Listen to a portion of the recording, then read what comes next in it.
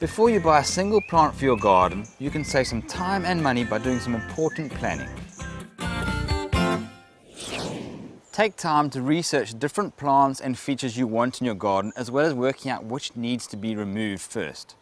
Relax, sit down and look at the different aspects and different themes that you can come up with to utilize in your garden area. Decide on a theme or simply write down a list of what you want to see in the finished product. We've got Tanya Visser from the Gardener magazine who's actually going to help us out and teach us exactly what we need to do. Hi Tanya, how can you help us with planning a garden? Andrew, when I look back at most gardens, the good gardens are the one where planning was taken really seriously. This is where you need to spend the most time. You need to sit in your garden, get the feeling that you want. Where do you want to take it? What theme are you considering? What plants would you like? What are the colors? What are the textures? This is where you need to get creative and just be still. And if you are going to spend a week or a month or even 2 months on it, it's all worthwhile. Once you have an idea of what you want, it's best to draw it up in pencil. Have an eraser handy so that you can change your ideas, because you are going to. You might be inspired by a book and find something that you want to include in your garden. Drawing the plan on paper will stop you from planting a 1-meter bush in a 300-millimeter gap, or planting a tall tree too close to your home. And this is really important, so get that part right, spend a bit of time on it. In order to help you with the planning, it's important to measure all the existing structures, the house, the driveway, the garage, and try and get a basic idea and sketch of it. Consider areas like the swimming pool, patio, and existing paving as well. Draw this as a rough sketch as you're going along, and then later you can draw it up to scale. Choose a scale to fit your paper size. In other words, something like 1:100, where 1 meter represents 1 centimeter. This is really an easy one to work with, so I'd go with that. A copy of your house plans is also great, because that you can take along to one of those photocopying shops where it can get enlarged, or you can just take a section of it if that's the part of the garden that you're working with. The following things also need to be considered when you're doing your sketch. Indicate on your plan the aspect of the property. So when you're adding features, you can think about the direction of the sun and where the shadows will be. It's really also important for what plants you're going to be choosing, whether they're going to be in the shadow of the building or in the direct sun. Mark all your service lines. And this is an important one. And underground pipes from your house plans. Always put those in, because you don't want an accident to happen. Then first add your landscaping features, such as your patio, your gazebo, fencing, water features and pathways that you would want. Now you can start by adding the plants.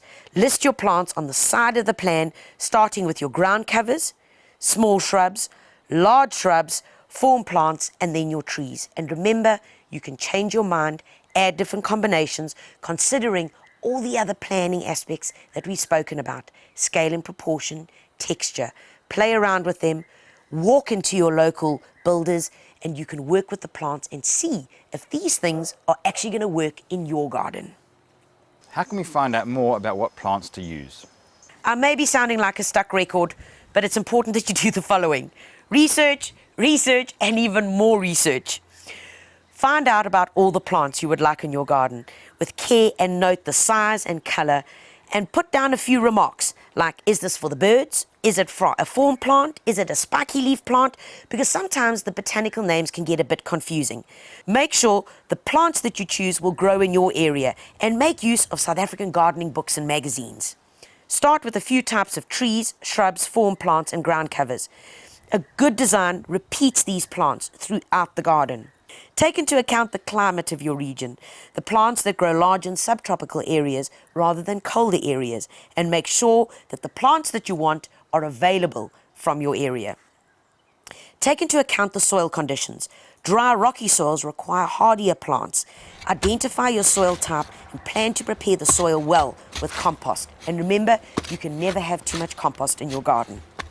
Choose your plants according to the sun and shade requirements, and this would be easy now that you've done your sketch and put the existing buildings and trees into the plan.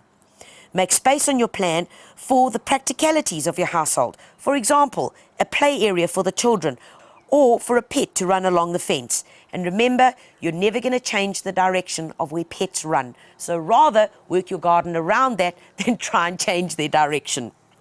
While you're busy with your plan, remember to screen off ugly areas such as clotheslines, compost heaps, and garden sheds. Do this right at the beginning. It makes it much easier when putting your garden into practice. Remember the simple things, like don't put large trees next to the swimming pool or right next to your fence, those with vigorous root systems that could cause you undue problems in the future. And remember, folks, it's not necessary to draw the plan up all at once. Rome wasn't built in a day. Take your time and think carefully about the look that you want to create. Try a few elevation drawings. I know it sounds awful, but try and do it. You'll be surprised at your artistic flair. And this will show a whole new aspect of the garden plan. Tie tape around trees and shrubs that you want to keep in the garden and make sure you put them on the plan first.